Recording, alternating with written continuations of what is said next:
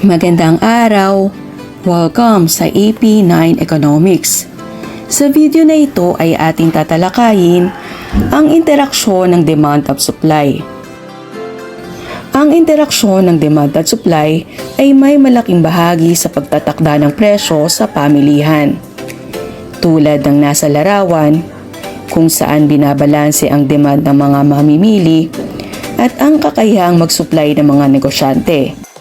Kapag nagbalanse ang dalawang puwersa na ito, kung saan ang demand ng mga consumer ay katumbas ng kayang isusupply ng mga mangangalakal, magkakaroon ng ekilibryo sa pamilihan. Ang ekilibryo ay isang kalagayan kung saan ang dami ng demand ng pamilihan ay pantay sa dami ng supply ng mga negosyante na nakatakda sa isang presyo.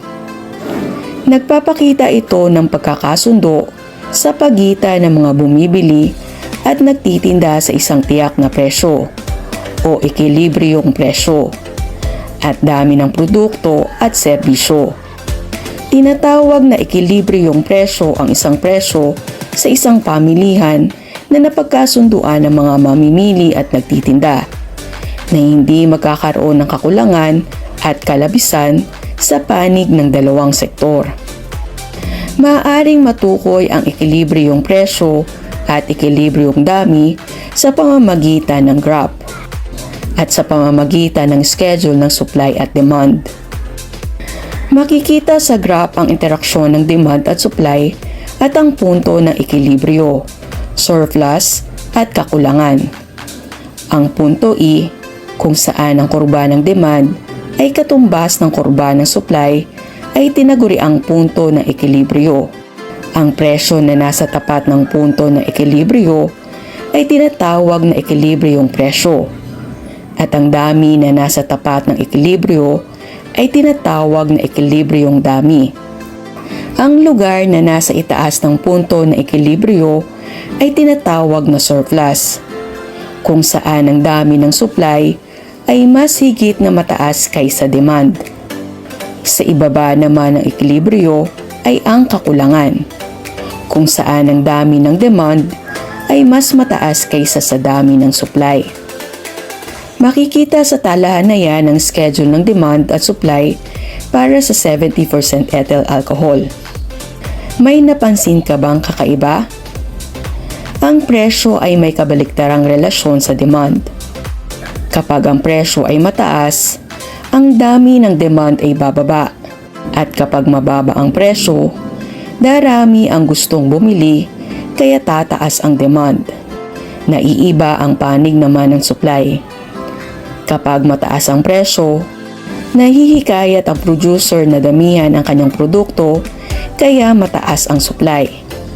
Kung mababa naman ang presyo, hindi mahihikayat ang producer na taasan ang dami ng kanyang produkto kaya mababa ang dami ng supply. Ang aplikasyon ng demand at supply. Ang aplikasyon ng demand at supply. Isang halimbawa ng restriction sa supply ay ang pagsusulit na kailangang ipasa ng mga nais maging doktor sa medisina. Limitado lamang kasi ang nakakapasa nito dahil na rin sa hirap ng mga katanungan.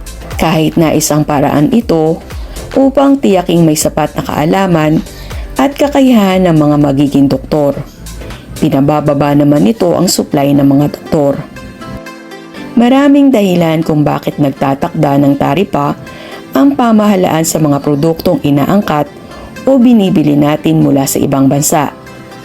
Isang dahilan dito ay para proteksyonan ng mga lokal na industriya laban sa kompetisyon ng mga dayuhan.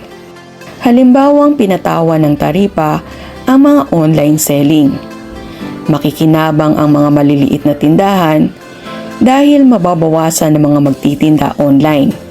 Mababawasan na rin ang mga kakompetensya, subalit tataas naman ang presyo ng iba pang mga bilihin kasi wala na silang kaagaw online.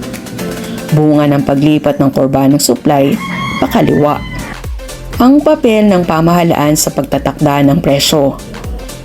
Ang pagtatakda ng batas sa presyo. Ito ang ipinatutupad na batas o patakaran ng pamahalaan para protektahan ng mga mamimili.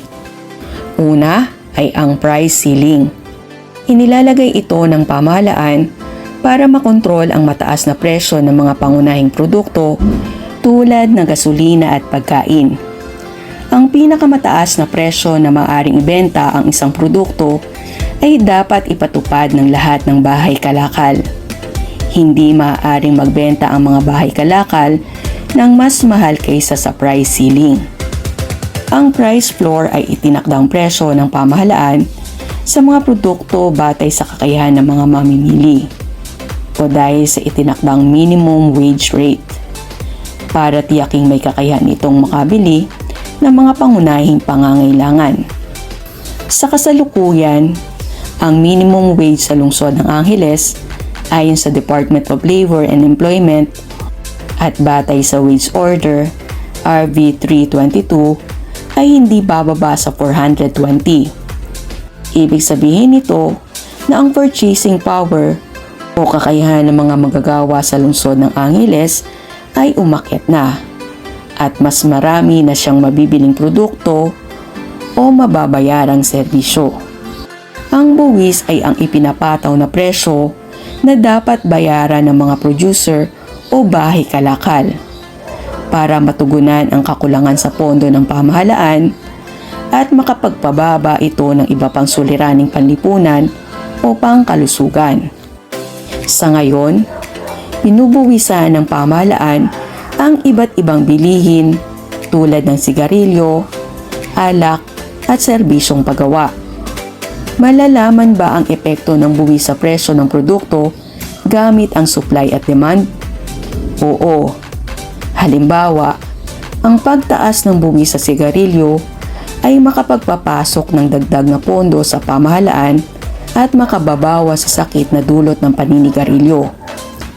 Ang pagpataw ng excise tax sa mga producer sa paggawa, pagbebenta at paggamit ng alak at sigarilyo ay nakapagsusulong naman sa serbisyo ng gobyerno sa mga mamamayan nito.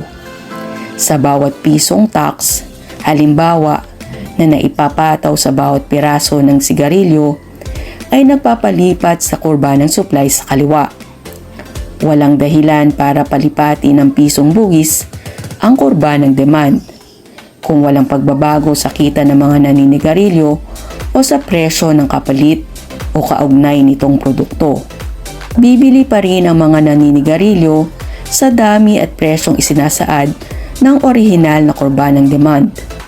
Subalit lumipat ang kurba ng supply dahil na rin sa katotohanang ang mga bahay kalakal ay nagbebenta ng mas kaunti sa bawat presyo dahil sa buwis. Ang buwis ay nagpataas sa gastos ng produksyon na isang salik na nagpapalipat sa kurba ng supply.